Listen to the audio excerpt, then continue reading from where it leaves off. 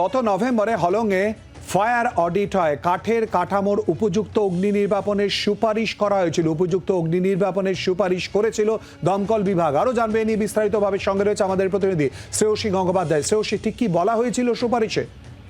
দেখো, তোমাকে যেটা জানাই সেটা হচ্ছে যে আমাদের কাছে নির্দিষ্ট সূত্র মারফত যে তথ্য এসে পৌঁছেছে, যে সুপারিশ করা হয়েছিল ফায়ার অডিটের পরে, অর্থাৎ গত নভেম্বরের 23 তারিখে যে ফায়ার অডিটের সুপারিশ পাঠানো হয়েছিল হলংয়ের বাংলোর জন্য নির্দিষ্টভাবে, সেখানে কিন্তু স্পষ্টভাবে বলা হয়েছিল, যেটা আমরা সূত্র মারফত জানতে পারছি, যে সেক্ষেত্রে বলা হয়েছিল যে হলংয়ের যে বাংলো তার কাঠের স্ট্রাকচার, ফলে সেই কাঠের স্ট্রাকচারে সেখানে নির্দিষ্টভাবে কোনো প্রাথমিক এমন কোনো ফায়ার এক্সটিংগুইশারে কোনো এমন কিছু বিষয় নেই যার মাধ্যমে কিন্তু এটাকে এই কাঠের স্ট্রাকচারে সেক্ষেত্রে আগুন নির্বাপন করা যায়।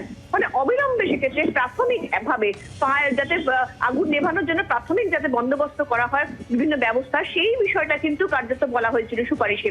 অর্থাৎ প্রাথমিকভাবে যে ফায়ার অডিট হয়েছিল সেখানে দেখা গিয়েছিল যে এই হলংয়ের যে কাঠের স্ট্রাকচার বাংলোর, সেই কাঠের স্ট্রাকচারে আগুন লাগলে সেটা নেভানোর মতন প্রাথমিক কোনো অগ্নি নির্বাপন ব্যবস্থা সেখানে নেই। ফলে সেই ব্যবস্থাটা অবিলম্বে করার কথা কিন্তু বলা হয়েছিল সুপারিশে। পরবর্তীকালে আরো বিভিন্ন পদক্ষেপের কথাও বলা হয়েছিল এই সুপারিশে, এমনটাই কিন্তু জানা যাচ্ছে। ধন্যবাদ শ্রেয়সী। আমরা শুনে নেব রাজ্যের দমকল মন্ত্রী সুজিত বসু তিনি কি বলেছেন এ প্রসঙ্গে।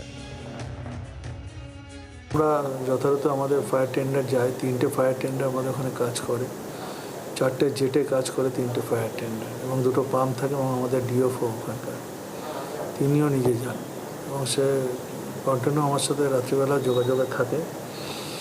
আমাদের দিক থেকে যা যা করণীয় আমরা সেই কাজটা করেছি, এটা বলতে পারি।